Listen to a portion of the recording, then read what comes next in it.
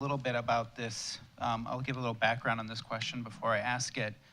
Um, William Nordhaus was brought up as the latest winner of the Nobel Prize in economics. He actually won it with Paul Romer as well. He started working on a model that tried to explain the impacts of climate change on the global economy back in the 1980s.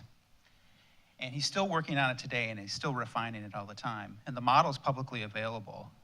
And what he has gotten over the last 20 or 30 years that he's been working on it is feedback from climate scientists, because he needs to accurately depict the climate in an economic model. So the Nobel Prize was given in economics to Nordhaus, but he would be the first to admit that much of that prize should go also to the scientists who helped him codify and build a model of climate change with all the impacts of albedo and feedback and things like that. So anyways, that leads me to the first question, and I'll start just because you were the first speaker.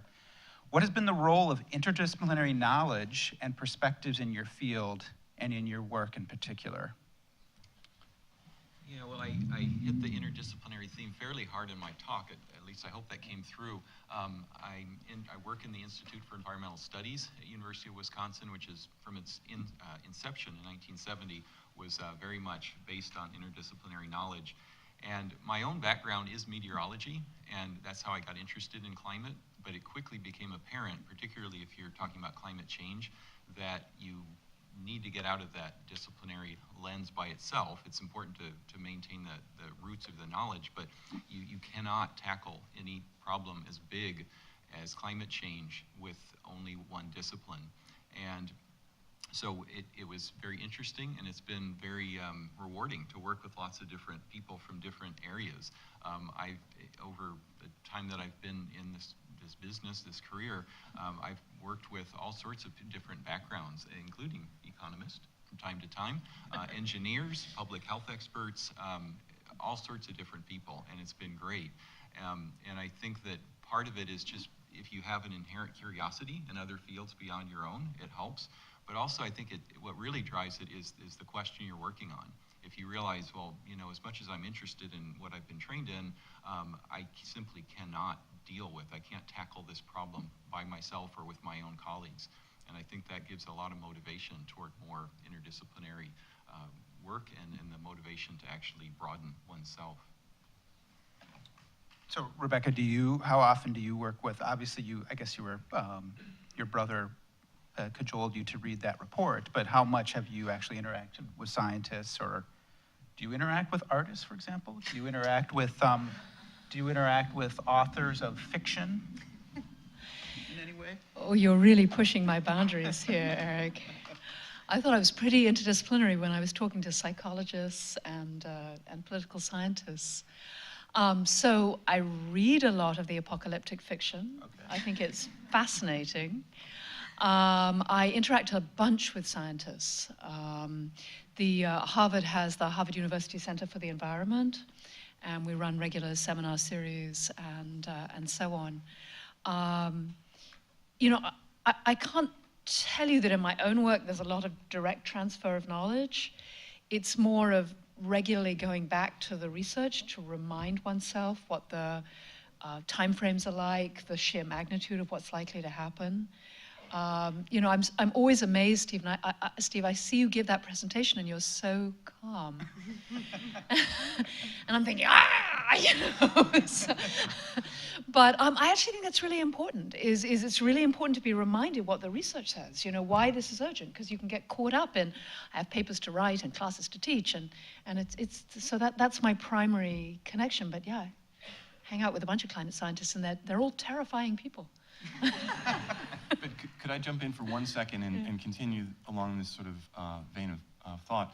I'm curious, in the case of the three speakers, what your background was like in order for you to be able to acknowledge the value of working across disciplines or with people from different disciplines, and also how did you become so good at developing a narrative around what it is you do? So I'm happy to start because I'm actually quite unusual as an economist in working quite aggressively interdisciplinary. For me, it really was important. I spent 2 years working for McKinsey before I did my graduate degree, because I started doing a graduate degree in economics at Harvard, and I met the idea that firms were instantaneously optimizing point sources. And if you've been working for McKinsey in Northern England, you knew that firms were not instantaneously optimizing point sources. And so having some experience, maybe I shouldn't be saying that in this event, but having some experience in the real world was super important in giving me a sense of how kind of extremely kind of mixed up the whole world was. I'd be really curious to hear from our artist on this, because as, you know, I loved your sort of, well, you know, you're really an artist, but you clearly, I mean, how did that happen that you got so engaged in so many different ways of looking at the world? Because my father is a dentist.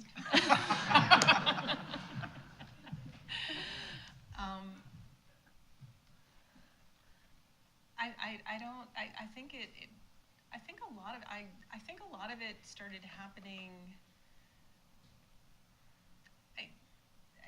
I don't know. I mean, it's really hard to say. I'm just thinking about, like, when I was in undergrad, I was really interested in post-pop artwork that was, you know, commentaries on consumerism, and I've always been really, like, fascinated by Taylorism in manufacturing and production, and I love looking at assembly lines. You know, very strange machines and systems, and, you know, the garden is the system. And some of the research that I'm doing now is actually a much more deeper investigation of ecosystems, versus like that where the plant is just kind of more on a symbolic level. Yeah, I mean, it's just, I think, as you said, curiosity, and most of my artist friends are also very curious too. And, you know, and at Buffalo we have a biological arts center now, where the director is a well-established biological artist, and, you know, working with DNA and, you know, human sweat and all kinds of things. So it's almost like, you know, we tend to be in this world where we're just really used to, all of us, very kind of academic, scholarly, knowledgeable about all these other disciplines, and then, you know, just wanting, I think it's just really wanting to make it accessible to broader audiences, because I feel like a lot of this information really does become really siloed. And even working with the design students in these different nonprofits, you know, what are they doing? You know, they're generating reports. You know, who really wants to look at these reports? You know, not that many people. And if part of it is really to generate public awareness, right, you have to, you know, also engage the spectacle and make things a little bit more tantalizing and seductive. So. And I'm not sure if there was a single experience for me, but growing up, I was always interested in politics. My parents were, you know, interested in politics, and I always thought of those being very separate from my scientific interests. But clearly, nowadays, that's not the case. And you know, it was less so in the '90s when I was in graduate school. I think there was a more of a bipartisan acceptance of climate change. Clearly, that's diverged in recent years, and so that, at least for me, has pushed things beyond science. I mean, you simply cannot study climate as a scientist without acknowledging the elephant in the room. I mean, the US is the only country in the world now that's not part of the Paris Agreement. And so that is something that is just sort of faces you front and center all the time. There's days when I really wish that I could separate the politics out of this and just focus on the meteorology and, oh, isn't it interesting, the circulation pattern might change, this and that. But if you want to make a difference, I mean, if you want to make it relevant for the world, you have to go beyond, at least into politics, as Rebecca so well explained, and in economics and so on. And so I think that, at least for me, is largely the motivation, that you just, in order to make this relevant, you have to go beyond a single discipline. Well, that leads really nicely into the question that I was tasked with asking about the future, because you talked a little bit, and I'm going to work backwards this way. You mentioned the interest in going from the garden to the ecosystem, and please tell us where you're going. Like, how are you going to bring ecosystem into your future work, or what are your plans for the next? For here at Bowdoin, or? I'm going to let you just, yeah, you can have Bowdoin or you can have the world. That means I can have the world, it means I can have food. Yeah. Well, I think from starting, working with plants and living organisms, and I think being surrounded by so many biological artists that are, working in labs, that I started working with mycelia, mushroom fungi. I started working with Physarum, polycephalin, slime molds. Those are very easy medium to work with. And one thing that, I don't know if I mentioned, but probably is obvious, is most of my work I consider visualizations, right? And working with data, and data tells a story. It's a different kind of storytelling, and I kind of see my work as these sort of expanded visualizations. And so I was interested, always in what the role of technology is in, let's say we're looking at changing models of finance, right, with crowdfunding and micro-lending. But you're looking at these different kinds of networks, right? And so mycelium is a network, right? And we can look at the wood wide web, right? Or the slime mold and the way that it's sort of mapping and creating different networks. So that, what I'm really interested in is a lot of this biological market theory I find kind of fascinating. And are there ways to kind of rethink some of these environmental problems by, sort of almost like reversing, and to some extent it's anthropomorphizing, like what if you put non-human actors in the driver's seat of, and within the context of human-centric models of finance and governance, and looking, within the context of resilience. So I've actually been working on, and everything I do, although the garden's kind of serious, most of my other work is very whimsical and playful, with like avatars, and I dress up in wigs and tinfoil hats and do all those kinds of things. But how could we look at Puerto Rico's reconstruction and this infrastructure that's been destroyed, not just from the hurricane, but from decades, and rethink it through the networking of, the non-human. And so I have some kind of crazy thing with lemon batteries and soil energy and red mold fungus and things like that. She's right down Right, which will be downstairs from me, right. so I'm very I'll be excited molding to some see bread where this and- is going to yeah, show up in my yeah, office. yeah, I'm yeah. very excited. And I love the term that you use, the non-human actors in the driver's seat, and I'm going to take that over to Rebecca to see what that could mean in terms of how could that change the way that you're viewing business? So as you probably know, that's a really hot question at Yes. the moment. Yeah. Nice segue. Yeah. So as I'm sure everyone in this room knows, for nearly 100 years, economics has been dominated by a view of the human as predominantly selfish and individualistic, which when I first started my PhD in economics, I thought was a model that no one took seriously. It took about 15 years to realize, no, they really believed it. Seriously, it's what is increasingly clear from modern psychological research, and damned obvious if you look at society or history, is that humans are also fundamentally groupish and in many ways altruistic in interesting ways. And that our economic system at the moment absolutely puts into primacy the individual and the selfish. What's weird about the study of firms, of course, is a firm is in many ways a cooperative group in which it's necessary to submit a part of yourself. And in fact, if you're purely selfish and purely all about yourself in a firm, except in some firms, you're not going to do very well. And so one of the interesting questions is, can we rethink economics and rethink firms, hence my interest in purpose, as a much kind of broader, more collaborative thing. We think that economics is all about competition, but it's also all about cooperation. I mean, firms are all about cooperation. Supply chains are all about cooperation.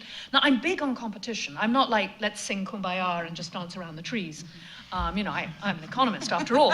But if we could learn to hold these in a better balance, I think that would be really helpful as we move forward. Which is just an actually beautiful segue into talking about community climate models. Because you can't do it alone, right? Businesses can't do it alone, and neither can climate models. You know, and climate modelers can't do it by themselves because they're so complicated and you can't know everything. And so, Stephen, what do you see as the future, and what are the emerging trends in climate models in terms of bringing us scientists together as a community and allowing them to bring in other interests besides not just the scientists, but other players as well? Yeah, I suppose the development of climate modeling really is kind of a microcosm for this discussion. So back in the early days, they were called general circulation models, and they were largely fluid dynamics representations of the atmosphere by themselves or by the ocean alone. And then a big deal in the 60s was merging them and coupling them, and then you discovered other interesting phenomena about how these two media interact. And then people realize, well, really, there's a little bit more out there than just the ocean and the atmosphere. You know, we have land, we have all sorts of different processes. And so then other aspects, ice was put in and vegetation was put in. And it's really evolved, this community Earth system model. I've been involved in it for a good 20 years now. And I remember in the early days, you pretty much knew everybody in the room, either personally or by face. But it quickly changed about the turn of the century. And as more and more different components came into it, things got more and more complicated. The models became increasingly complex to the point where nobody completely understands them, no single person. And so you get these working groups of different people, of experts in different topics, subtopics, having to work together. And it's not easy. And the more complicated the models become, potentially the more powerful they are, but also the harder they are to diagnose and understand. And a newer trend is integrated assessment modeling that goes beyond traditional physical or biological chemical modeling and brings in economic activity. And that is really difficult, trying to figure out exactly how a climate change might impact the behavior of a certain people, or how carbon emissions might be impacted. We have enough trouble understanding the gyrations of the stock market from day to day, like yesterday's drop. And so, but it really is necessary. I mean, what Rebecca was saying about the importance of economics in terms of climate change, these sorts of increasingly complex models with integrated assessment are the way of the future.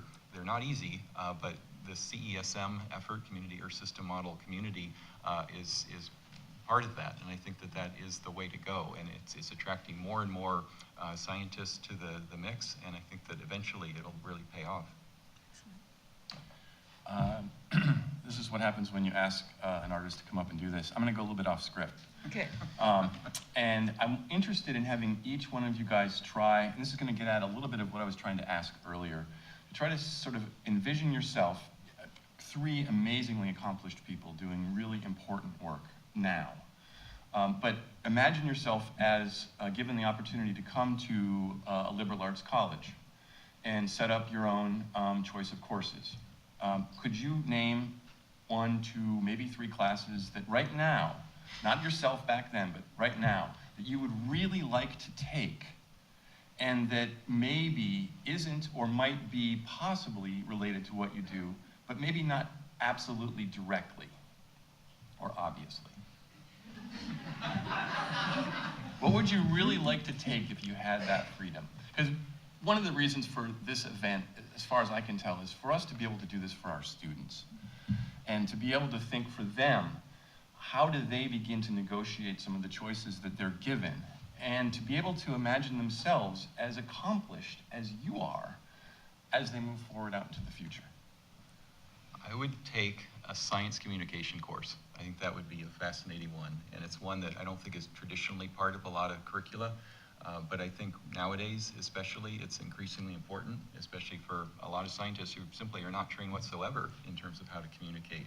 And there are a lot of great science communicators, and there are a lot of not so great science communicators. And you know, some of it is just basic training, but some of it can be taught in a more cohesive way and more effective way.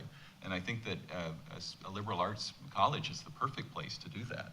And you know, there are great examples of people you could bring in to help teach that. And so personally, I guess I'm at the stage of my career where I think it's so important now to try to convey a lot of the importance of the the work that I do in the field to go beyond the laboratory and really to try to make a societal impact with this information.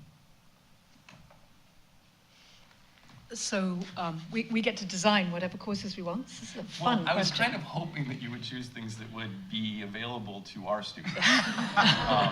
But the thing is that by doing that, Yeah. you might actually be planting some seeds in our senior administration's mind about what we might actually do. It may be that you're already teaching the. There are two courses I want. One is very macro and one is very micro. So the macro course I want to take is on. I think we might call it whole systems change. I mean, I want to know how humans have been able to get themselves out of holes historically. And I'd really like, I'd love to have some history and some political science in that, some social movement theory. Really like, when has it happened before? And maybe it would be a study of the Great Revolutions. I'm not sure it would be. It's not my field, but that's a course I'd love to take. The other course I'd like to take is much more micro. I find if you really open yourself to what's going on in the world right now, it's very easy to get either overwhelmed, because it's easy to just spend one's time just getting distracted all the time, or full of despair, or possibly rage. And so the course I want to take is a cross between ethics, moral reasoning, and meditation. Well, seriously. Sure. Which is, how to think about what it means to be a completely powerless individual in a world of 9 billion people, where everything's moving so quickly. So how do you sort of hold yourself? How do you think about what it means to act in this kind of world? So I'd love that course too, please. Wouldn't we all?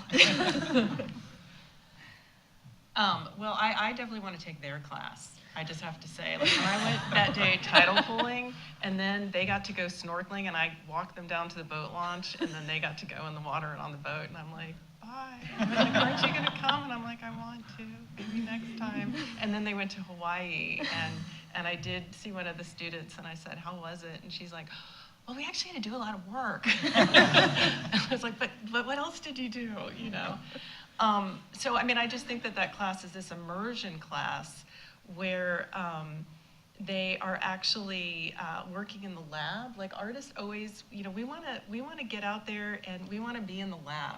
We want to learn the tools and see the objects and the different devices and the technologies, because that's where I think you come up with different ways of using them.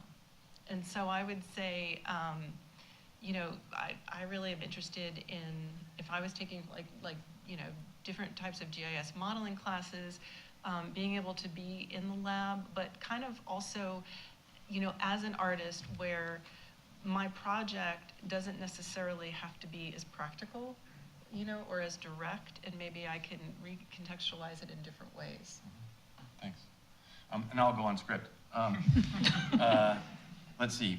What do you think are some of the most important issues or opportunities, or both, for students today pursuing your fields?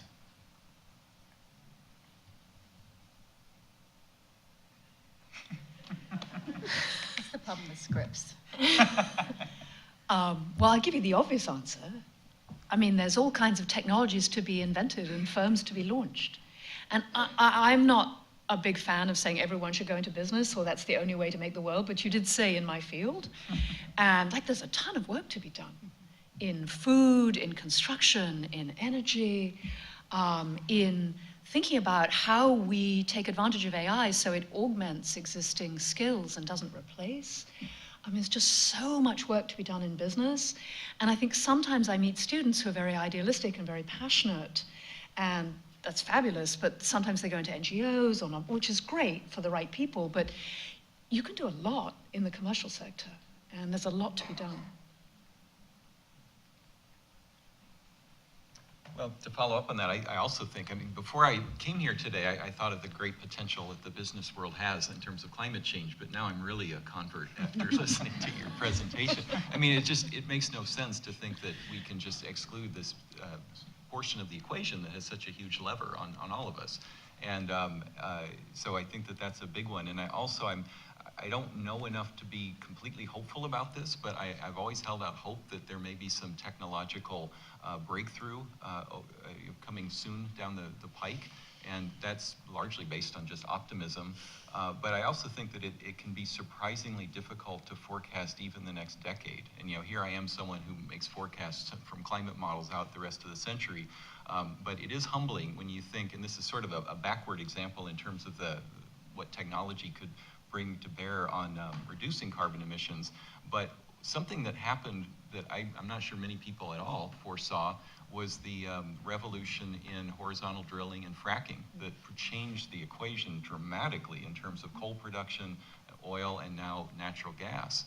And so, 15 years ago, I don't think people saw that. And that's something that changed things dramatically.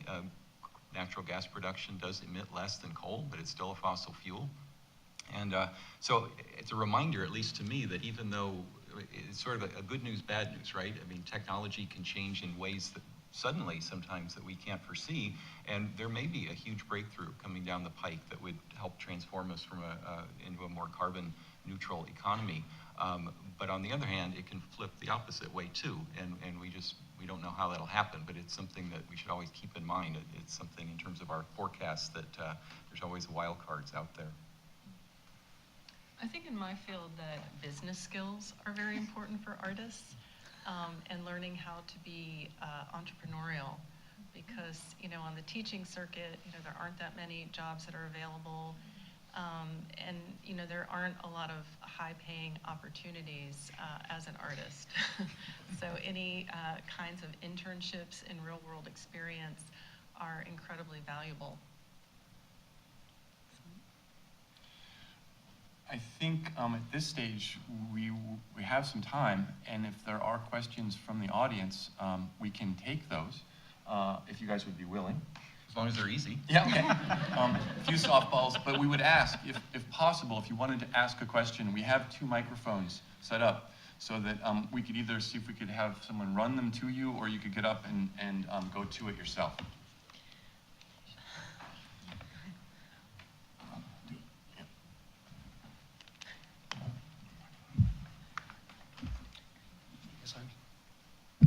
Hello, it works. For Professor Henderson, actually for all of you, thank you for your inspirational messages. It's good to hear. But on the matter of corporate behavior, as she puts it, corporate purpose, do you see that as a substitute for a price on carbon? Absolutely not. No, I think of purpose as a lubricant and a catalyst. That if we had a group of purpose-driven firms really moving aggressively in this direction, and we do, that would increase the odds of political action. I think we need business to go to governments across the world and say, we need a price on carbon, we need a variety of other regulatory structures, but principally a price on carbon.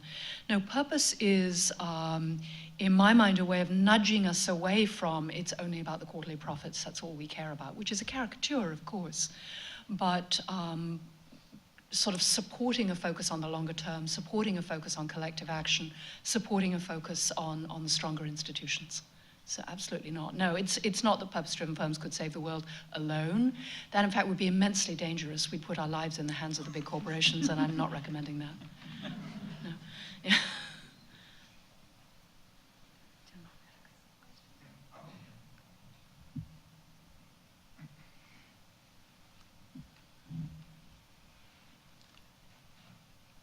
Yes, I want to thank you all again. It was a very fascinating series of presentations.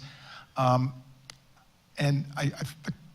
Stephen, you're a quintessential scientist as you presented your observations and what you can see, in terms of cause and effect.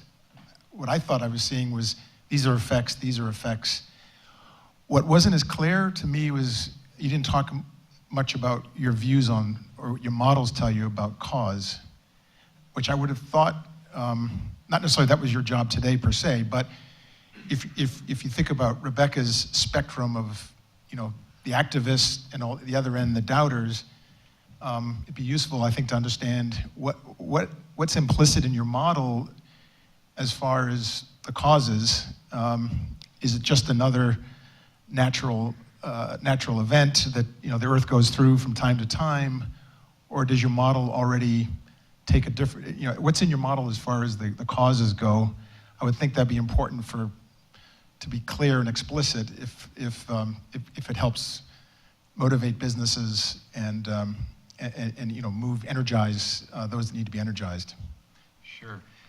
Yeah, it's not even really an assumption, but really the driving force that's producing the kind of projected climate changes we see from climate models is first and foremost the increase in greenhouse gas emissions. So you run a climate model, you put in the current increase in, say, carbon dioxide or methane, and you see the climate model shows a warming trend, and you see that the Arctic warms more than the global average and so forth. Climate modelers like me have done exercises where you remove the artificial increase in these greenhouse gases and looked at natural variability, solar cycles, volcanoes, other factors, and no matter how hard we try, we can't get a significant warming trend like the kind that have been observed. And so even though we know that there are natural cycles involved, we know of none, and the climate models aren't producing any over the short time scale of, say, the past century that would explain the warming trend. And, you know, sunspots has been brought up, you know, lots of different things have been brought up. Volcanoes, we know volcanoes affect the climate. We know solar variations affect the climate. But on the time scales that we're talking about, both in the past 100 years and in the next century, we have tried and we have not come up with any other explanation. Yeah, and so I do get that a lot. I mean, almost that's the first rebuttal I often get from people who don't like what I'm saying. They say, you know, climate change is natural. We go through cycles. And that's totally true, but it's completely misleading too. You know, the ice ages happened before humans had an impact. And I kind of liken it to saying, you know, that argument, if you take it literally, is like saying that all cancer is natural because people have always gotten cancer, and therefore living next to a toxic waste site has no bearing on your likelihood of getting cancer, right? They're not mutually exclusive. And so the pollution that humans are producing can certainly override, in the short term at least, the natural influences that affect climate.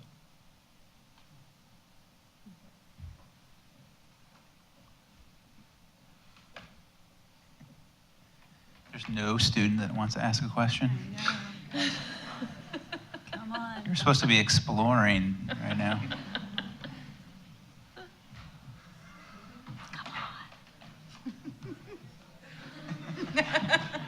Yes, here we go. Yeah.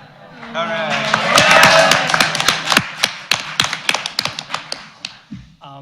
So kind of, you kind of touched on this a little bit, but a question that has often come up in my studies here at Bowdoin is, and this kind of also came up a little bit in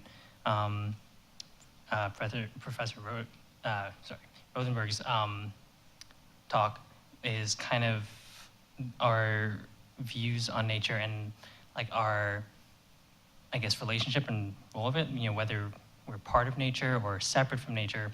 And so I was kind of wondering, for the three of you, and sorry, this might be one of those not easy questions, but are we part of nature, and how does that answer shape kind of the discourse and I guess actions to take in each of your respective fields and maybe interdisciplinary action?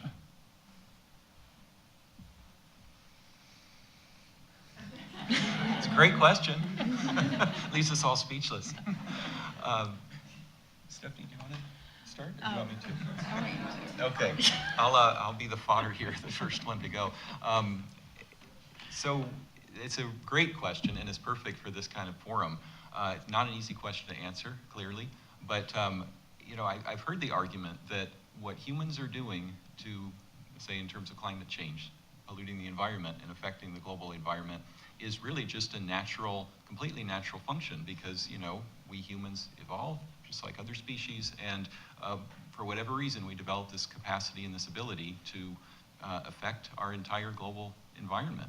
And so it's sort of a dismissive, very pessimistic view of things that, well, this is either inevitable or this is just natural climate change in a weird way, in the sense that humans are part of nature and humans are doing this. So, oh well. There's lots of examples from the geologic record of organisms affecting climate too, globally in big ways.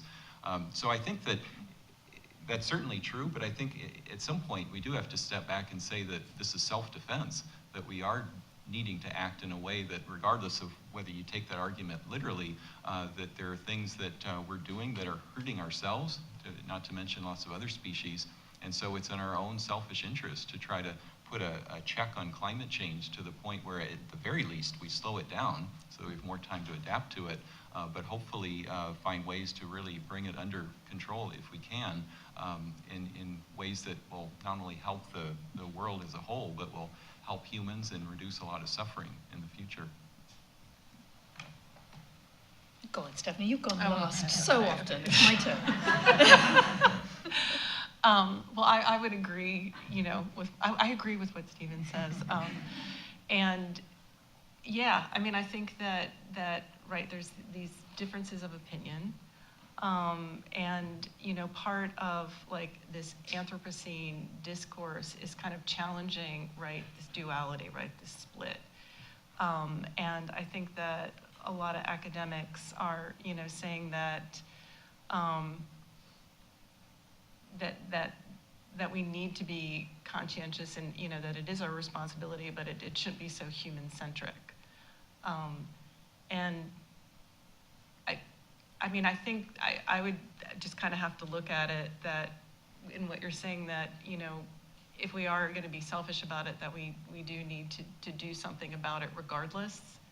And so, if you are concerned that you do need to get out there and, partner with grassroots organizations or do certain kinds of research and to put it out there. So that's not, I would say, a very philosophical perspective on it, but more of a kind of proactive way of looking at it.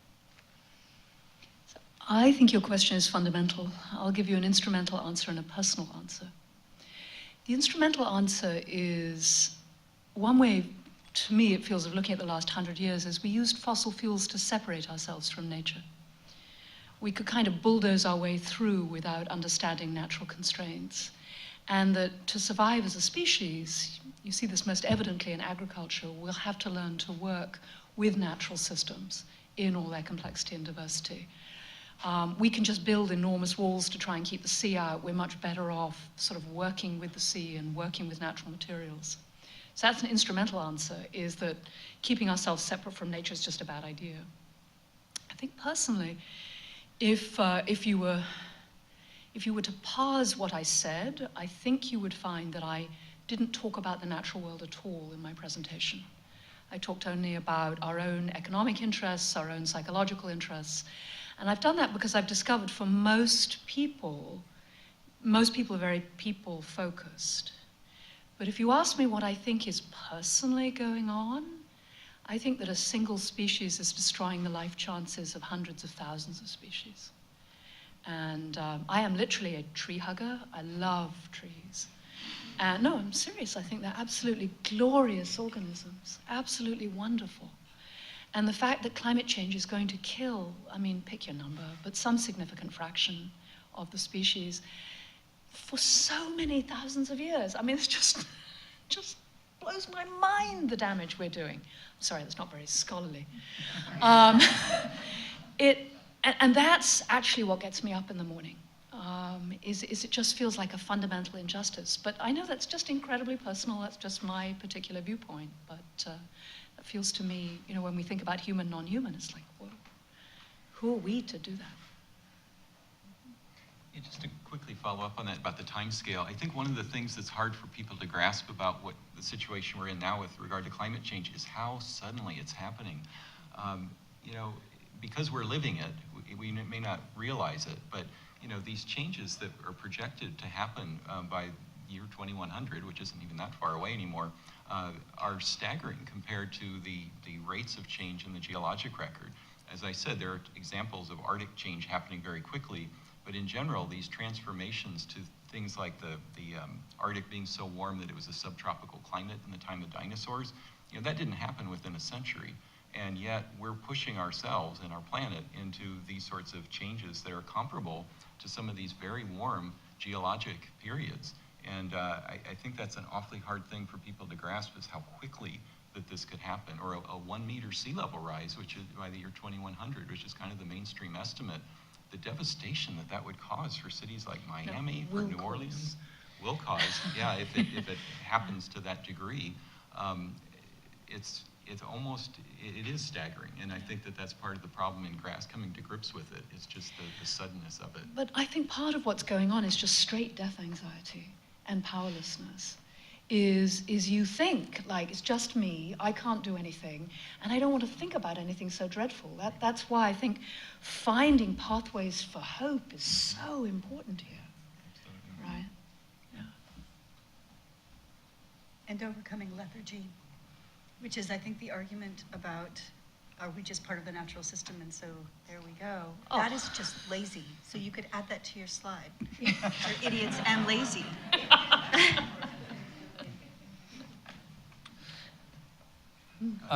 Thank you for this afternoon. It's enlightening. This question is probably more for Rebecca than anyone.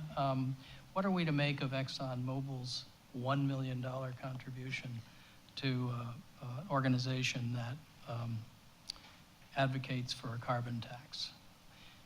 Is it totally cynical, or is it part of what you've talked about, that corporations are maybe getting on board because they see what's coming down the pipe? Such $1 million, an interesting- $1 million isn't Yeah. a whole lot of money for them. Yeah, it's such an interesting question, and one of the reasons I think your question is so interesting is if you were to poll management experts on what was the best managed corporation in the 20th century, Exxon would almost certainly be in the top 10. Brilliantly managed organization full of super smart people. We know now, because of the lawsuit and the data that came out, that Exxon's known about the likely consequences of climate change for a long time and actively invested in reducing the likelihood of legislation, very heavy lobbying, and in active climate denial, funding all kinds of industry associations and so on. So the question is, have they changed their minds? Are they investing heavily in PR? And should we be totally cynical? So let me suggest that while it's easy to be totally cynical, as you say, $1 million in comparison to the size of Exxon, not so much. But should we not, I'm nervous of the NGOs who instantly dismiss it. Because we say Exxon, but Exxon's a very complicated beast. It's tens of thousands of people. And some of those people absolutely know climate change is happening, absolutely want to do something about it. And I think if we think of organizations as always kind of having an internal fight, this investment may be a very interesting walk over the line, which is, okay, we're not going to be totally obstructive, we are going to try and help, how can we best do that? And so I think it's important to keep an open mind, while at the same time absolutely trying to hold every firm to account for what it does and its trajectory over time. Conspicuously, Exxon is not fighting the state of Washington's ballot proposal to have a carbon tax instituted. So they're one of the few energy companies in the United States that actually backed out of buying advertising to discourage voters to vote yes on that. So. And it's interesting, that this is my first point about Exxon being, historically very well managed. It's possible that they've come to a realization like, ooh, whoops, we need to shift. And if any of the oil firms were going to really shift, it might be Exxon. I mean, Shell and BP, the Europeans are already way ahead, but in the US. Yeah. Well, actually, BP is spearheading the campaign to prevent the state of Washington So from. what's happened with BP? Well, I mean, it's probably BP America versus BP Europe. Which is to my point about multiple managers and yeah. No. Well, I would like to thank our speakers.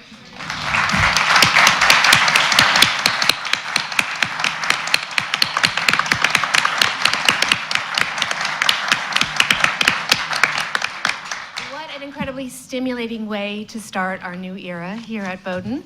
And I would like to invite everybody to take 10 to 15 minutes, take a little break, get some refreshment. There's a little water and coffee outside.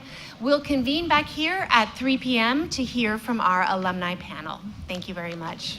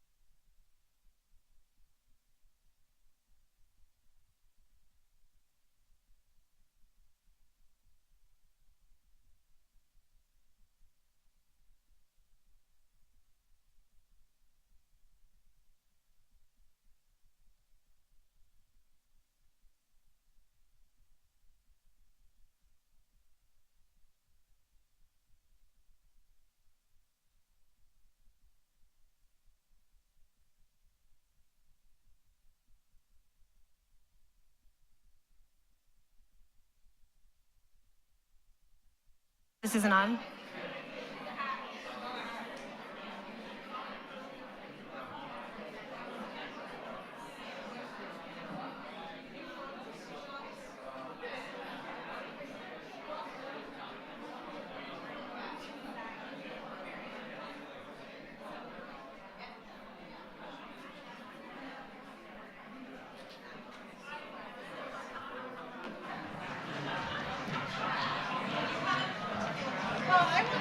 I was thinking you guys could face.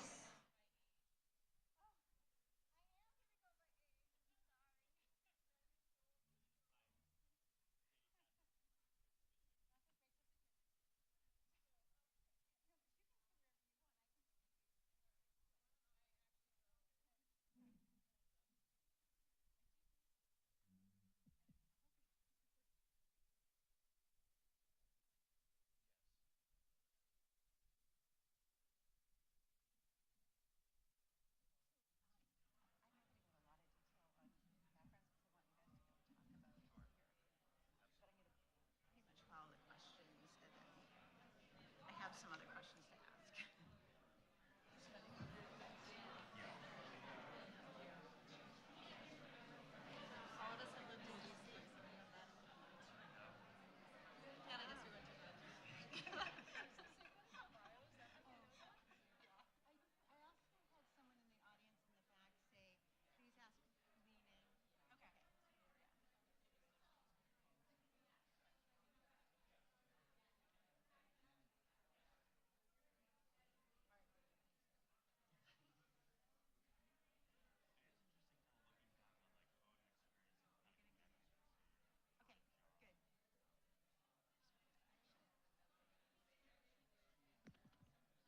Hello, I'm preaching to the choir of those of you who are already seated, so thank you very much. We are about to begin our alumni panel, so if you haven't yet found a comfortable spot, I encourage you to find your seat so that we can devote plenty of time to hearing from these distinguished alumni. So I think that people are going to trickle in, Okay. and that's just a little bit inevitable, and that's okay. I'll So spread. Eileen, if you want to take it away, I welcome you Sure. to do that. Good afternoon. My name's Eileen Johnson, and I teach in the Environmental Studies program. And it is my privilege to convene our alumni panel. It's my pleasure to introduce our three panelists who have so graciously joined us to celebrate today's dedication of the Roux Center. And actually, before I introduce our speakers, I want to say that each of them has not only taken time from busy schedules to join us for today's panel, but have been generous in so many other ways. They have, in Kate's case, given talks on campus and mentored I don't know how many students over the years. Patrick is a guest lecturer in our environmental studies courses, and Katie has served on panels and met with our students in Washington, D.C. So thank you not only for today, but for being dedicated alumni. It's truly one of Bowdoin's strengths as an institution that we have such a committed alumni base and have been so generous in connecting with and mentoring our students. And I know in environmental studies, we definitely reap the benefits of that.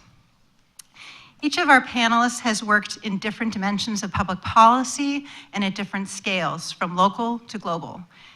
They work on critical aspects of energy and climate change policy in their current capacities. Because I'll be asking them to talk about their career paths, I don't want to steal their thunder, but do want to recognize where they started that journey at Bowdoin and where they are now. Kate Dempsey is a class of 1988. And received her degree in government and sociology. She's currently the state director of the main chapter of the Nature Conservancy, based here in Brunswick, right down the road. Patrick Woodcock is class of 2004, and he majored in government.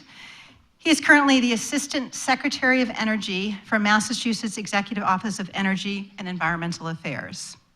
And Katie Auth is class of 2008, and she majored in French and history. She is currently the Acting Energy Office Director of Power Africa, a program of USAID. I've been very fortunate this semester to have had the opportunity to teach our introductory environmental studies class with my colleague, Matt Klingel, in the Roux Center. And as you heard from Mike Colster, we have 88 students and 2 auditors. We are at maximum in the class. And that's the largest number since I've been here, starting in 2001. So I guess if you build it, they will come.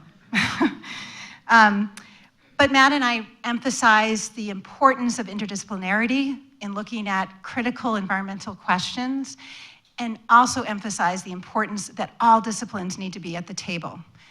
We have a range of disciplines here who are at the table, and so with this in mind, I'd love to hear you talk about your individual career paths, and specifically how a liberal arts education has contributed to your journey. And Kate, Looking at how me. about you? It's like, what an interesting question. So really briefly, because I know we're eager to talk to each other and with all of you, thank you for inviting me. Always wonderful to be here. When I think of my journey, I sum it up especially when I'm talking with students, as one that was completely unpredictable based on where I was in 1988. I was bound and determined to make a difference in cities. I was particularly passionate about affordable housing and public health. And so I became a VISTA volunteer, kind of like AmeriCorps today, and was sent in those days to Kansas City, Missouri, which was, I'll tell you, for me, a huge shock as an East Coast kid. I lived in a community was called the East of Troost, which was code for what is a white girl doing over in that neighborhood. And it was an amazing challenge and one of the best experiences I ever had in my life. And it was, as I said, a huge shock. It was more shock because I had to learn immediately, working with people from different religious backgrounds, many different backgrounds, how to be in dialogue and not prove myself that I was right all the time, and learn to listen. So I think that grew from my experience here. And then I'll just end by saying, how does that person end up leading a chapter of one of the largest conservation organizations on the planet? I thought environmentalists in 1991 didn't care about people, and who mentioned tree hugging, and that all they wanted to do was save the spotted owl. And what I have loved is that we are now in a place today where we're in dialogue together and finding solutions together that make sure that human communities are thriving and that biodiversity continues to thrive. So there was a lot in between. I teased Patrick, I said, I remember lobbying you in Senator Snow's office when you were an intern. So we've spent a lot of time together too. I guess that's a good segue. Yeah, I had the opportunity, really on reflection, talking about the question about your Bowdoin experience and how it led to a career. I think the biggest component to raise what was being discussed on campus when I was here from 2000 to 2004 is I remember on September 11th going to Tahoe Rare's class at 11:30. And it's hard not to convey how much there was an energy at that time to be involved in public policy, to step up in your own way. And for me, I made a list when I wanted to graduate of the things that I wanted to do. And first on the list was to work in Washington for a US Maine senator. And I completed that. I have not done the AT and learned a second language, but really it was a time when everybody was looking, and in my perspective, it was really working on trying to get us less beholden to Middle East oil. And that was kind of the first start. Growing up in Maine, dependent on oil, seeing this connection to US foreign policy, it seemed, if we talk about the externalities, it seemed as though that was being vividly displayed on that day, and what really sparked an interest in public policy. Moving forward, I can't thank Senator Snow enough for the experience that she gave me, and frankly, it's an education that is not provided in Washington, D.C. today. it was a situation where she was not following the leader, but following her policy advisor. And that is something that is rare today. And as a result, I really needed to learn the issues, not from the Democrat leader or the Republican leader, but from both sides, and present a recommendation for what she should do on a critical vote. As a result, it really became, we were lobbied all the time by environmental groups, energy companies, and I really developed an education that was really unique. Her retirement brought me back to the state of Maine, and it was a humbling experience.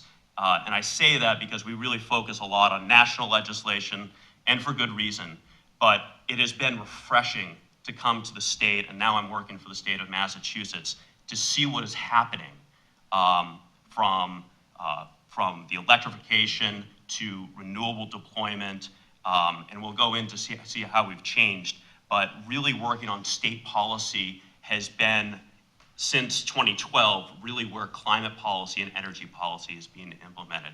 And I was deeply concerned when Senator Snowe announced her retirement, but in a lot of ways, it has pushed me back into where there is energy policy being implemented today that is making a difference. Great, thank you. Yeah, so it's interesting. I was just 4 years behind Patrick, but I also, I think, have a September 11th connection in that I was in high school, and I think by the time I entered Bowdoin, we had just invaded Iraq, and I really wanted to be part of a foreign policy response that was better than that. And so I knew that's what I wanted to do ultimately in kind of a big and very nebulous way, but I had no idea how to do it. So at Bowdoin, I took a little bit of everything. I took art classes, I took econ classes, I took anthropology, and then in my junior year, I studied abroad in Senegal. And I lived in a rural area, and I experienced the effects of desertification. So as the Sahara kind of expands as a result of climate change, kind of these massive impacts on people's lives. And I kind of realized that's the space that I wanted to be active in, was climate change. But I still didn't really know how to do that.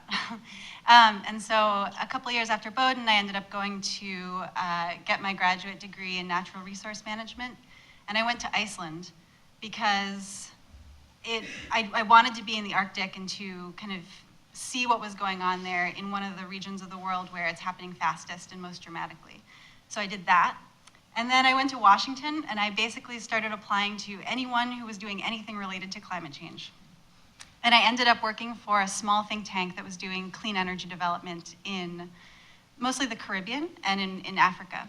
And for me, it was, I'd never done energy before. I hadn't really thought of it as a career path, but it was a really gratifying way to approach climate change in a positive light. And to say, instead of spending your career saying, no, don't do this, don't do that, you could say, we have the tools to have tremendous positive impact, and we can solve poverty and climate issues at the same time.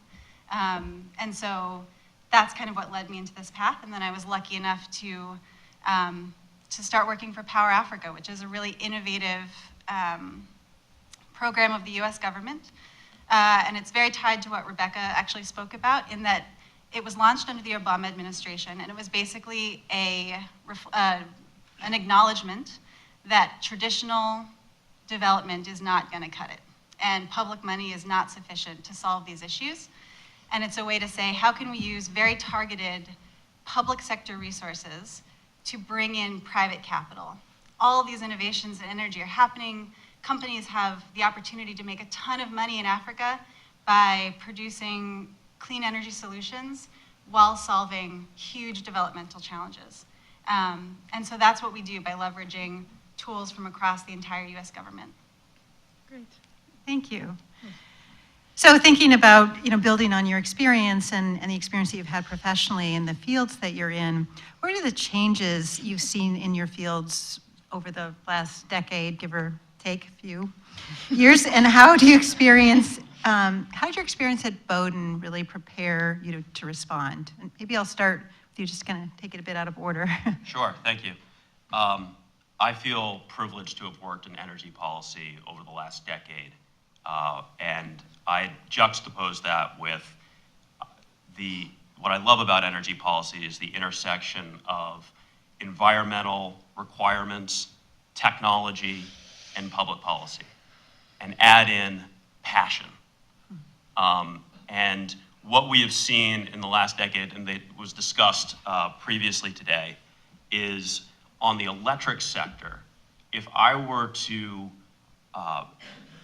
bring upon in 2008 the electrification that we're at right now and the cost of batteries, the cost of solar. Massachusetts just did a procurement of offshore wind where we were hoping for prices of 12 cents per kilowatt hour. We received 6. And then add in where we are with energy efficiency and tools. We talked about tools earlier.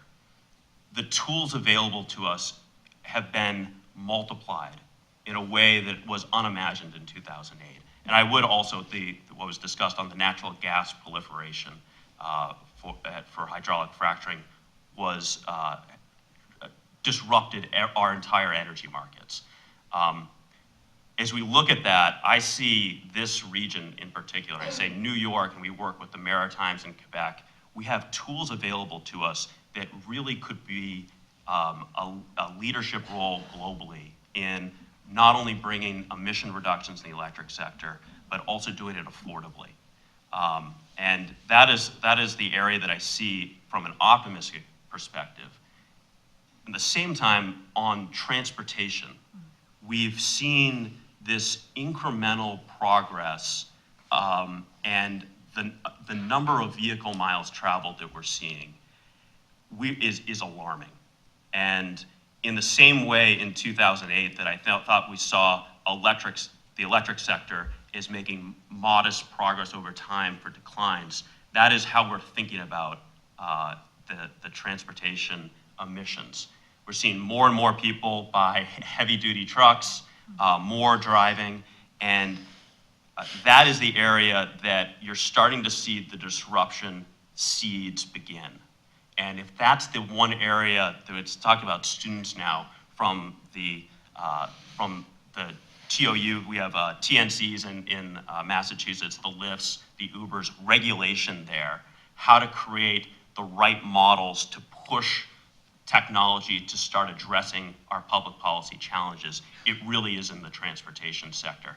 But it has been a transformative decade, and we need a few more of those, as was stated earlier, if we're really going to address this challenge. Great, thank you. And I just read a report this morning on the IPCC is one of the main things to do is get Americans out of their cars.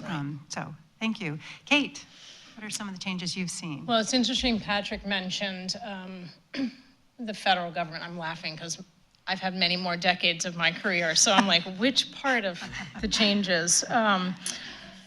So I think there's a couple super important changes that are happening, have been happening in the conservation movement and in the climate integration together. So first, the optimism that I feel in my daily life is stories of local action. And it can be local in Port Clyde or in the Katahdin region, or it can be local in New England or in Boston. You know, so cities taking action, communities networked together to take action, integration, as we heard, between taking action with the corporate sector, the private sector to find solutions. I think one of the challenges is how to think at the big enough scale, so system thinking, and think about what the value of a liberal arts education and the Roos Center, I mean, systems thinking embodied in a place, has to both deeply respect local communities' knowledge while making change fast enough to solve the crisis that we're in.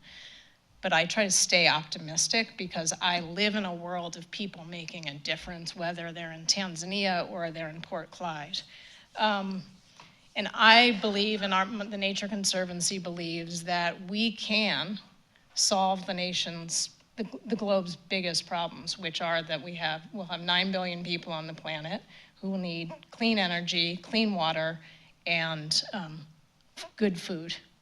And we need everyone in this room to be able to tackle that. And so I don't care if you're a dance major or you're a government major, we've got to work together to figure this out. I think that's one of the biggest changes, is we're understanding that.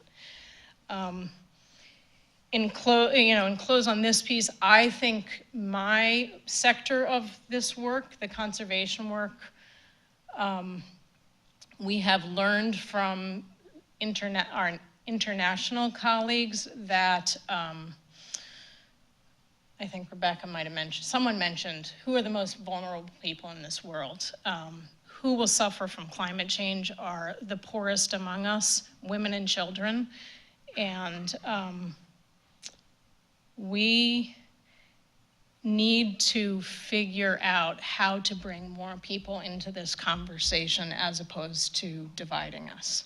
So for me, that's a personal passion, is that we need to be in a values-based conversation, because it's in values that we have common ground, and fighting with each other is gonna destroy us all. So that's, you can tell I get like, this is, we gotta learn to listen and talk together in different ways.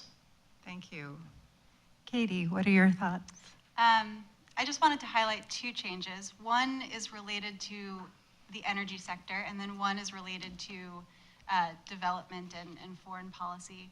On the energy side, I think it's a really nice segue from what Patrick was describing happening in Massachusetts.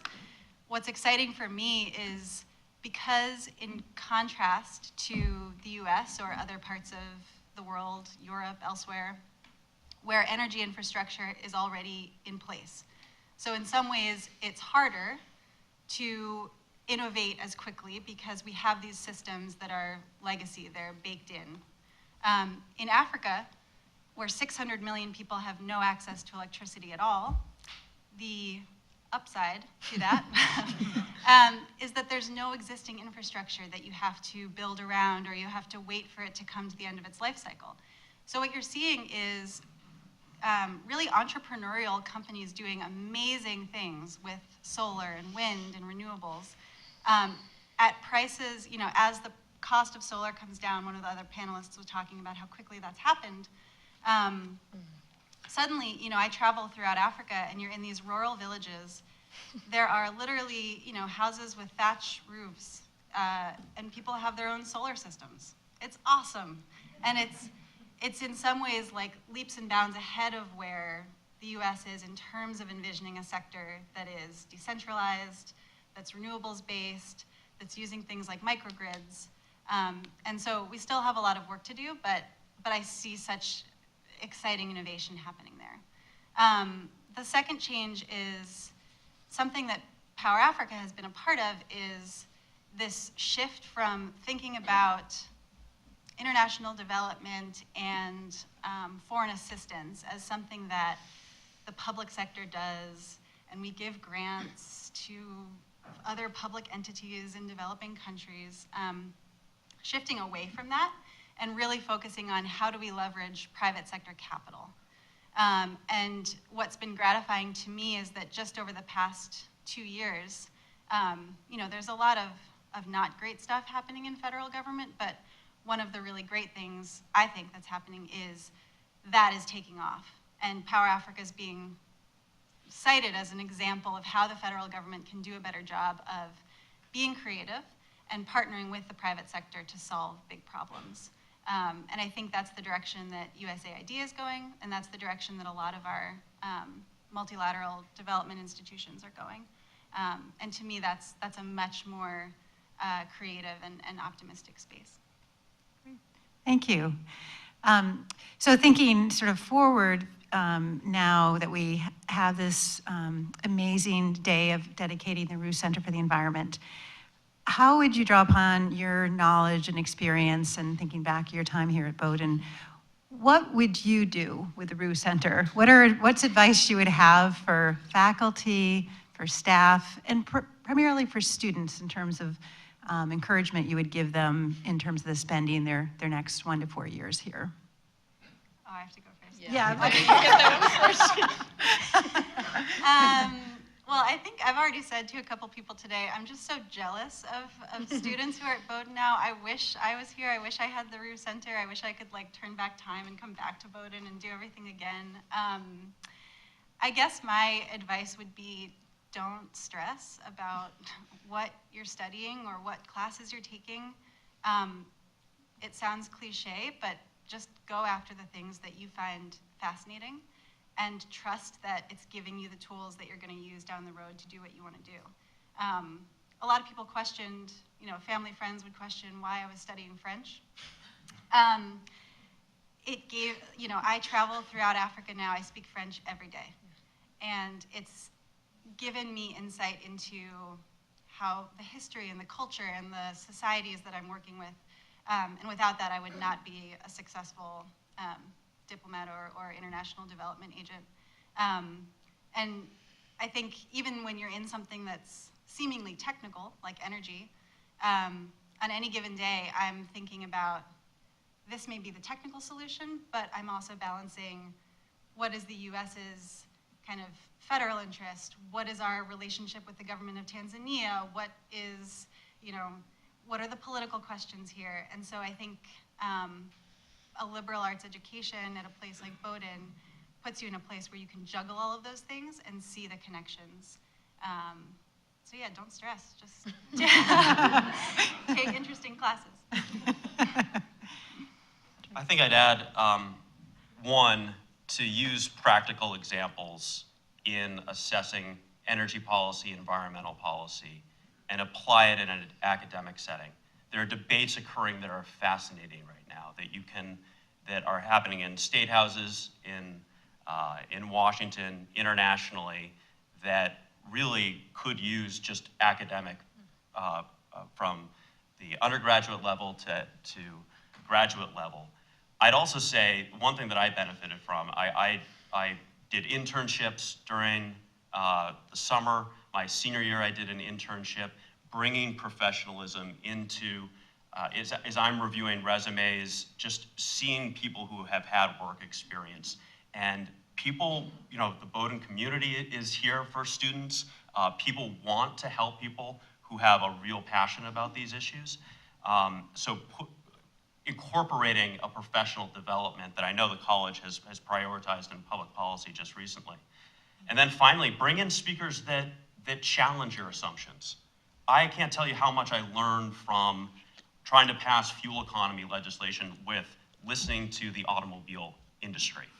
And it only made my argument stronger by hearing a different perspective.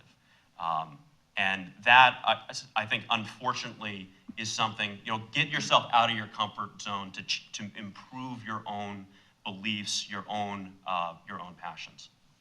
Great, thank you. Yeah, I would add to that, live in the world of complexity and not black and white. Black and white is wicked easy, as we say in Maine, and the world is super complex and people are complex, right? And so the more you can force yourself to live in the world of complexity and seeing the integration and connection, the more fun you'll have. Being angry is exhausting. There's good reason to be angry, but there's ways forward, I believe. For the college, nothing has been more rewarding than the partnership my organization and me personally has had with the college through the fellowship, the SIU Fellowship and the McKean Center Fellowship. And that, as cliche as that sounds, working one-on-one with the student for a summer has changed my life to have students who have worked with us for the last, Eileen, a long time, 15 years that I've been in. Those are people, whether it's Tayana Williams, who's at Yale right now, studying and working on environmental justice issues, whether it's Max, who's gone back to China and is working on hydro development and water resource questions that are really important for this world. whether, I don't know where Mariana is, but these people your students are making a huge difference already in this world. So my encouragement is those fellowships that were endowed by the Psi U fraternity. Those of us who were there at the time know what that means, but Farley Fieldhouse was built when I was talking about regrets. Like, I got 1 year of lacrosse in Farley Fieldhouse. Yeah, I would encourage us as a community to think about that critical year right after college, because what I hear from students is organizations like ours say, oh, you need 3 years experience before you can even put an application in. So the more we as a community can work together to think about how to support one-year fellowships is something I would really encourage and welcome conversation about. Thank you. I have more questions, but I really would like to turn it, open up to the audience.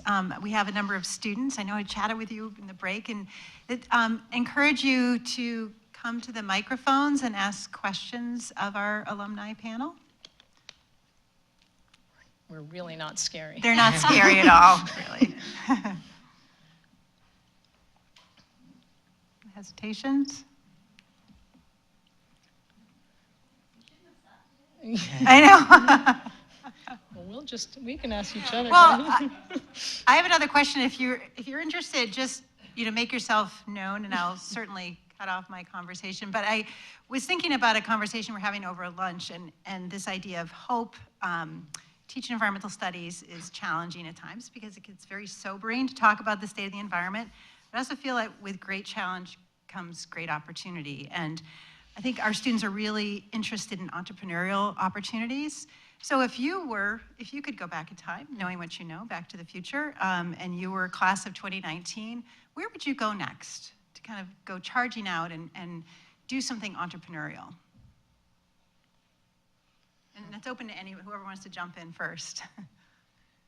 Well, I mentioned it earlier. I think the disruption tools in transportation, right now I'm involved, the governor of Massachusetts created the Commission on the Future of Transportation. And to having companies come in from GM, Lyft, the model that they are talking about using to completely alter how we use our public space is eye-opening and liberating in a way that entrepreneurs, I think, have a huge opportunity to seize a transformation in our transportation sector. It's interesting when you start thinking about congestion pricing, charging Uber and Lyft higher prices during peak periods, charging them for their emissions during peak periods. The thing that's opened up that government does a good job of addressing is these new services are going to be regulated eventually.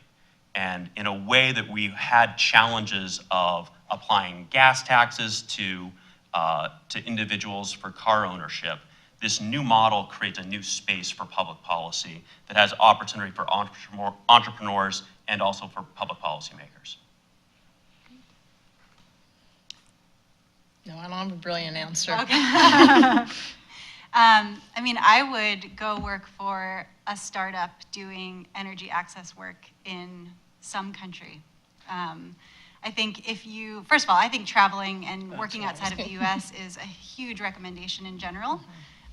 Especially soon after you graduate, just to give yourself, break out of the mold that you've lived in, that you've grown up in, go somewhere completely different, see a different perspective. But then, for me, the exciting entrepreneurial work that's taking place, at least in places like Africa and India, is that, if we're going to figure out how to supply clean energy to the billions of people who still don't have it, the innovation that needs to happen is not really technical at this point. The technology is there, but the exciting innovation that you're seeing is really on the business model side. And so you're seeing companies figure out, like, okay, how can we get this to a price point that a rural family in Africa can afford? And they're doing it. And they're figuring out different forms of payment, and they're using mobile money on cell phones, and they're doing really cool things that's kind of enabling change much faster than you would have expected a decade ago. And so, you know, you're seeing amazing things like everyone has a cell phone, even in rural parts of Africa.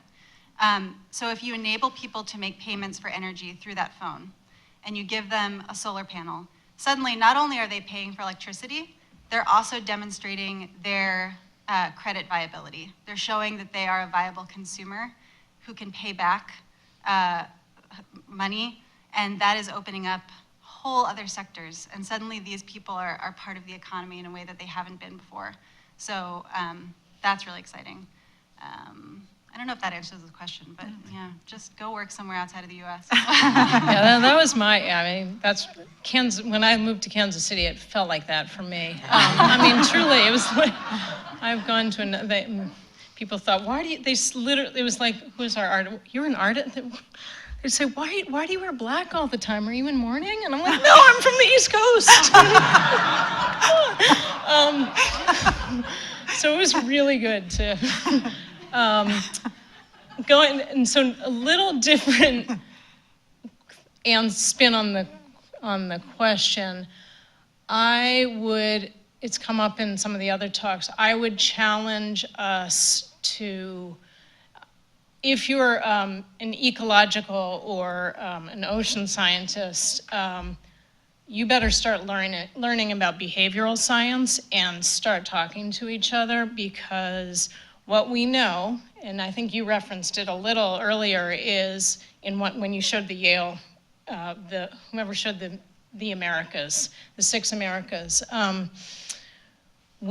Those of us who spend our days talking about climate change, have turned many people off and scared the heck out of them. And what we know is that if you, again, can talk about things that we know, that ticks in Maine are in northern Maine, ticks are in northern Maine, and a lot of people really care about that.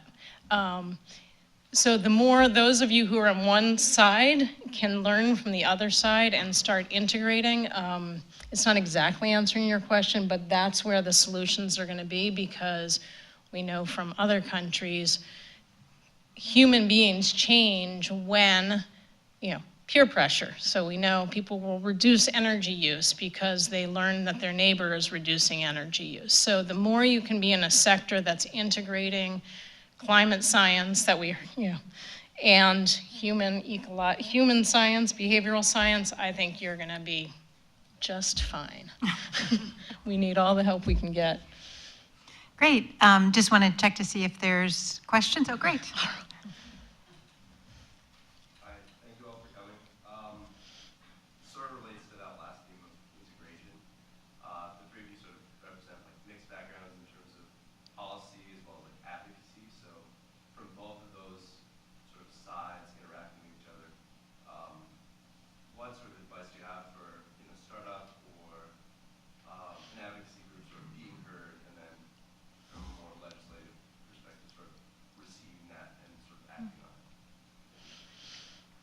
Patrick and I both worked. He worked in the Senate, I worked in the House. Each of us can tell you why the other was better. I'll quickly say the 2 most important things is to build a relationship with the staff member that you want to work with. So Patrick and I worked together for years, all kidding aside, and he and his colleagues and I built a relationship when we were working on the Penobscot River Restoration Project. If it hadn't been for that relationship, Senator Snowe, he made a huge difference and made sure that project happened, because she knew that the communities in Maine cared about that project being successful for a variety of reasons. But it was because we had built longstanding trust, not just between he and I and the senator, but between many, many other people that we represent. So trust and building relationships. Personally, as a staffer, I hate to say this, but a bazillion calls just are exhausting. I worked during the Clinton impeachment, so we didn't even have Facebook, so I can't even imagine. So I would say building relationships with your local officials is also, get back to this idea that change is happening locally, is a really important piece as well. I'd add, Kate mentioned reasons, and unfortunately, we haven't gotten to the point where I have not seen public policy moved for the sake of climate change alone. It's been a multifaceted, whether it's to reduce oil consumption, whether it's for economic development, whether it's for growing a new offshore wind industry in Massachusetts. And it goes to the point of what is the commonality of that chart that was showed for business interest, what do we need to do, here's that colored shaded area. And bringing your voice in terms of Washington, state houses, you need to be amplified by multiple voices, because it's the common denominator that really passes things. And it's really coalition building that I've only seen coalitions pass things rather than individual voices. Yeah, and sorry. I would just add from a slightly different angle. So if you are an advocate or someone who's approaching or thinking about how to approach the federal government, it's very easy to get caught up in what's going on at kind of the highest executive level, at the political level. That's what's most visible, that's what's most in your face every day, that's what can sometimes seem most hopeless and frustrating. But I think our system is designed to have these agencies filled with really smart, really dedicated people who play the long game. And I wouldn't give up. I wouldn't give up on the federal government. And I would recognize that you can still have extraordinary impact by getting your message in below the most senior level. The career people who work at State Department and USAID are going to be there in 4 years, in 8 years, in 10 years. And that's what's going to change how those things are done. So yeah, understanding those different levels of government and how to leverage them, I think is critical. And then adding to what Patrick said, when you have surprising coalitions, so whether it's public health and the environment, we worked to pass major funding in the state for river restoration through working with the Associated General Contractors and making the economic case to the LePage administration and to the legislatures who had to vote it on so that it would get on the ballot. And working with the Associated General Contractors made absolute sense. It's jobs for rural Maine, and it's creating robust fisheries and healthy rivers. So for me, the more you can work to find, again, common ground with people may seem unusual partners, the better. Great. Just want to check if another question. Uh-oh. It's a softball question. It better be.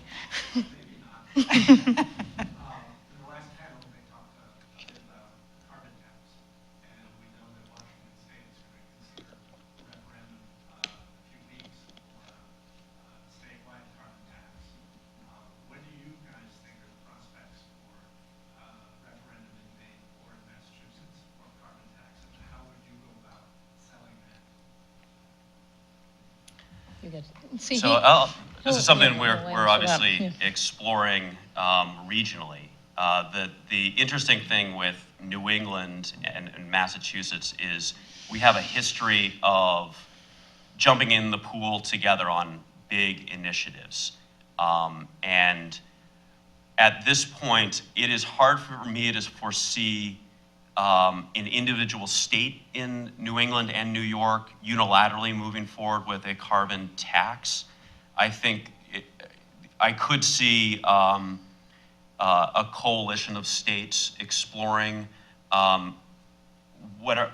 applying a tax level that is either combined with what Washington, California, or Quebec has.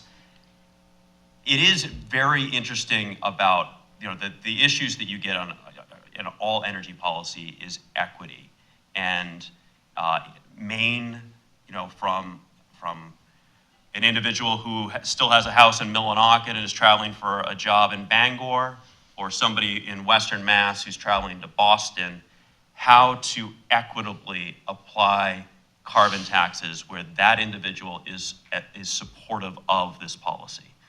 And I think the economists a lot of people see the benefits long term.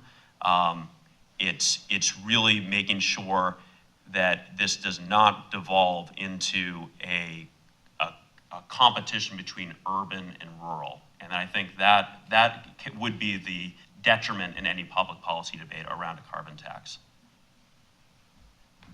Yeah.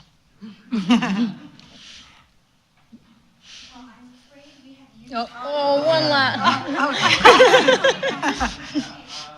lot of quick question, unfortunately. So I kind of began formulating this question during the last panel, but as opposed to more academic perspective, you guys are all involved in the government or NGOs, and I don't know, it's when faced with such massive problems, what Steve was talking about, climatic shifts and having a society so entrenched in unsustainable food systems and global markets, how tackleable do you find these problems to be from an institutional perspective, and kind of moving through what I'm assuming is some amount of varying bureaucracy, but you do how do you see that as being addressed in what you're doing, and how possible you think massive sweeping changes are from your positions in positions like yours? I'll be really quick, Eileen, Okay. and then we'll close with this. Look, I work for the largest conservation organization on the planet. If we can't get out of our own way to figure out how to make a big difference, we might as well just pack it in the morning. So we have to act now, we have to act fast, and there's huge opportunities to save this planet, and I believe we can do it. I think one thing that I had the opportunity to go to Copenhagen as part of the international climate negotiations in 2009, and it was deeply depressing, not only because it was 4 hours of daylight, but the challenge that I think one problem that we have is we put too much faith in the international agreements. I do think it was hugely important what Paris accomplished. It was a mistake for the United States to pull out.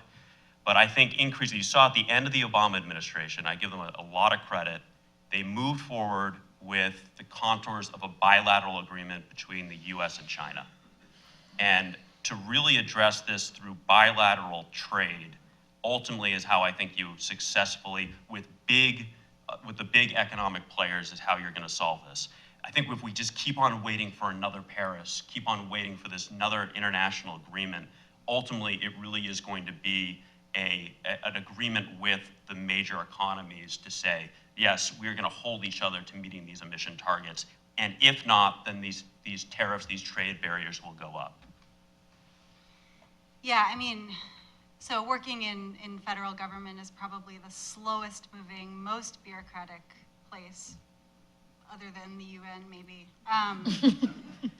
So I would say, and that has its design, right? You want, to some degree, you want a national government that is slow-moving and unreactive and hard to turn around, because you don't want the craziness of whatever political moment you're in to be able to impact the country in ways that you're not intending. But I think it means, on the con side, that if you're expecting rapid change from the federal government, you better get a new plan. Although, the thing that gives me hope is, so Rebecca mentioned in her panel, if you look at times in history, like World War I, if you look at what the US actually had before we entered the war, we had nothing. We were not prepared at all. And so I think you do have to maintain some hope that if we put our minds to it, we can do it, and the federal government can be part of that. But I think at this particular moment in time, the really exciting stuff and the fast-moving stuff is happening both at the local level and it's happening in the private sector.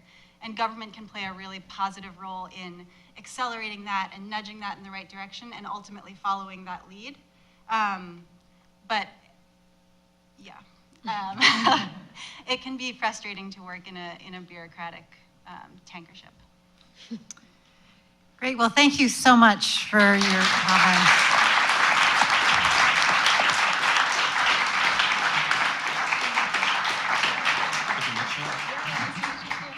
I just want to add a quick thank you again to all of our speakers today, to Stephen, Rebecca, and Stephanie for their insight and their vision, for inspiring us, to Kate and Patrick and Katie for sharing your experiences and remaining such a vibrant part of the Bowdoin community throughout the years, and to all my colleagues and the students who asked such good questions. And most of all, thank you to the audience for being here to launch this new era in the study of the environment at Bowdoin. So many of you are continuing on to the dedication of the Rue Center right now, while others of you will be going to the open house tomorrow, Friday at 4:30 p.m. and the evening concert.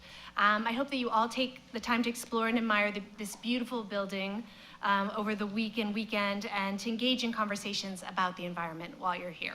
Thanks so much, everybody. Thank you. It's kind of replenishing to come back.